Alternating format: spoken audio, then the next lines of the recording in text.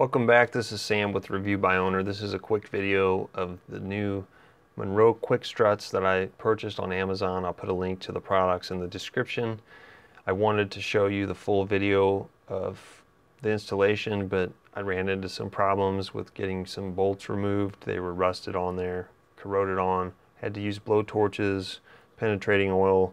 It was a mess. It took forever. But really there's only a few bolts that you need to remove, and if your bolts aren't seized onto the car, it should be an easy job. So here it is. I've got everything together. I'll just give you a rundown of what you need to take off. This is your front tie rod. It's a 19 millimeter. You take that off, bunge it out of the way to the right. There's the big bolt that was seized up at the bottom. So your top of your strut, you have three 15 millimeter bolts that you got to disconnect. So you take the tie rod off, you take the bolt off of the upper control arm, which is a 21 millimeter bolt, and it releases that knuckle.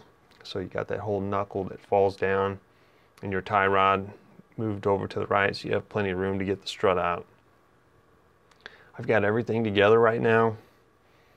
It's going to be hard to get the strut in. You have to use a pry bar to push the control arm down to get it slid in, but once you get it in, it fits pretty good. So right now I'm tightening it up. I've got the jack underneath my lower control arm, jacked it up to about ride height. I've got some blue Loctite on the bolt, and I'm in the process here just tightening it up as tight as I can get it. I don't know what the torque is on this, so I just got my breaker bar and made it as tight as I could get it, so I called it good. But I really ran into problems with seized bolts, so that's why I'm not showing you the whole video. So all you have to do is tie rod there. There's one bolt. You got your upper control arm to the knuckle bolt, your bolt on the strut, and the three bolts on top of the strut, and that's all you have to disconnect for the front. It's actually really easy if the bolts come off. My bolts didn't come off, so it took forever. Here's the back. It's even easier for the back. All you have to do on the back is remove the tie rod, which is another 19 millimeter bolt. I bunged that out of the way, and then you've got your same three 15 millimeter bolts on the top of the strut. Those are easy to come off. If you have a ratchet wrench, it's even easier to get off than a regular wrench. You have to keep taking it off. The bottom nut there to the strut was the worst one that was seized on there. I had to use blowtorch, penetrating oil, pounding it with hammers forever. So we finally got it off and got everything together, cleaned it up.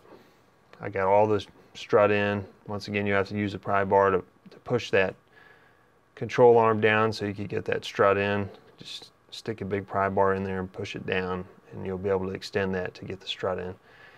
So I've got my jack jacked up on the bottom control arm there that's holding the wheel to get it to ride height, and I'm just tightening everything up just like I did the front.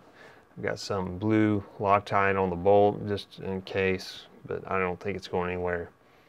And I'm not sure what the torque is, so I'm going to tighten it with my breaker bar as tight as I can get it.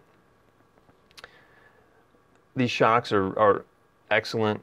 I replaced the sway bar links as well when I did this. I had some loose sway bar links, but I've had these original shocks. This is 2003 and 120,000 miles, and I was boating around. They were terrible. I can't believe I waited this long. I'm so glad I ordered them on Amazon. I got them really cheap compared to what everybody wanted to do the work. They've given me quotes for $1,200, $1,400. I did it myself and didn't spend that much money. The shocks, I think, for all of them were about $450. So I'm Sam with Review by Owner. Hopefully you enjoyed this, and we'll see you in the next video.